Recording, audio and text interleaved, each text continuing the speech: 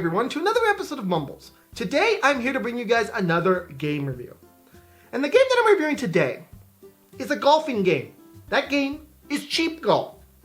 Now before we get into anything, I do gotta ask you guys all, please do drop this video a like if you haven't already. It helps boost the channel search results, makes other people come to the channel. When people come to the channel grows, and everything is just good about that. And also please know how much I appreciate it. It really means a lot to me. Now without further ado, let's talk about Cheap Golf. Now Cheap Golf is a game that is available for $4.99 on Steam, and it can be played on both PC and Mac systems. Now Cheap Golf is made by a company called Pixel Jam. For those of you that know nothing of this company, this is the company that made a game called Dino Run.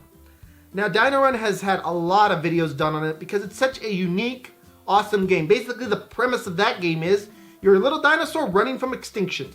Get through the things before the fire gets you and you're good to go. So it bodes well since they do have games that are successful, that they know what they're doing and that Cheap Golf should be a good game. But is it? Let's find out.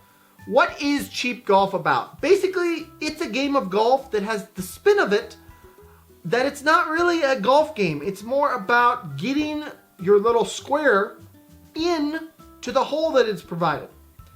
Now, to do that, you're going to have to dodge obstacles, you're going to have to shoot it in so many strokes, and you're going to have to get it there without things getting in your way, basically. So it is a golf game, but there's a lot more going on in Cheap Golf. You have a narrator who likes to get on your nerves, and you have obstacles that are constantly being placed in your way, and it all just makes for a very unique gameplay experience. So now let's talk about the graphics, the soundtrack, and the controls. First off, graphic-wise, this game has a lot of flashing lights and things going on in it. So for some people, this game might not work.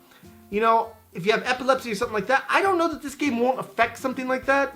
And I probably put an epilepsy warning before the start of this game review, so that, you know, in case anybody had that problem. But I noticed a lot of different flashing lights and things going on, and it was something that could be a bit annoying at times. But for the most part, graphics are okay, and that's all there really is to say about them. Soundtrack-wise, this game doesn't have much of a soundtrack. What is there soundtrack-wise is not the prettiest, but it fits the gameplay style, which there's something to be said for that. Now, control-wise, basically all you use in this game is the mouse, and you use the R button on your keyboard to restart if you want to. That's all there is to it. You pull back, you shoot, and you're good to go. Now let's talk about the gameplay.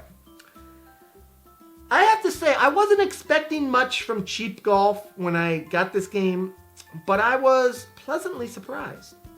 Cheap Golf is a game that puts you in, that you have to go through levels, basically. You have so many strokes to hit the ball into the hole. But things can get in your way. For example, certain walls you can't touch, or you have to start back at the beginning. Certain things you have to go through, like portals, in order to get to certain objectives. So it's basically kind of like infusing golf into a maze puzzle type game. Very unique idea and experience with this game. But the other thing that Mumbles really likes about this game is the narrator. Now we've all heard of games like the Stanley Parable and games like that where they basically put a narrator into the game and his sole job is to entertain you, basically. You can do things to annoy him or do things like this or that. They took that idea and stuck it into this game. So in between levels, occasionally the computer will ask you a question like, what's your name? Susan, or whatever the other name was. You pick the other name and it says, hi Susan. So it kind of gives you that feel like you're not playing this game alone, you're playing it with somebody else. And it kind of makes you want to beat the game to see what's going to happen. So, really unique premise. I like that. Now let's talk about the cons to this game. The first con that I have for this game is at times this game can be rather frustrating, but this game is built that way, so you can't really hate on it for that.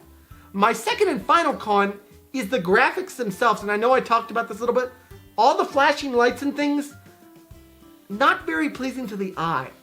So I do wish they had more standardized graphics, but just my opinion again. What is Cheap Golf going to get on our Mumbles review? I gotta say, for a game that really I wasn't expecting much on, and that I really wasn't, thinking was gonna be much of anything, this game really impressed me. It's got a nice kind of a atmosphere to it. I don't really much care for the graphics, but I do like everything else about it. I like the puzzle solving aspect. I like the narrator. I like this game altogether. It's just a nicely well put together game. And it provides you entertainment of, oh, I gotta beat this. Oh, it should be simple. Oh, I should be able to do this. With that in mind, Cheap Golf, you're gonna get a 7 out of 10 on our Mumbles review today. I do wish for better graphics and a better soundtrack, but by no means is this game one that you should just totally pass up because of that. This is a fun game. If you even are somewhat interested in this game, give it a chance, because at $4.99, you won't regret it. It is worth $4.99. Anyways, guys, this has been my review of Cheap Golf. I hope you guys all enjoyed it. Please smack that subscribe button, smack that like button, smack all those buttons, and I'll see you guys all in the next video. Bye, everyone. Take care.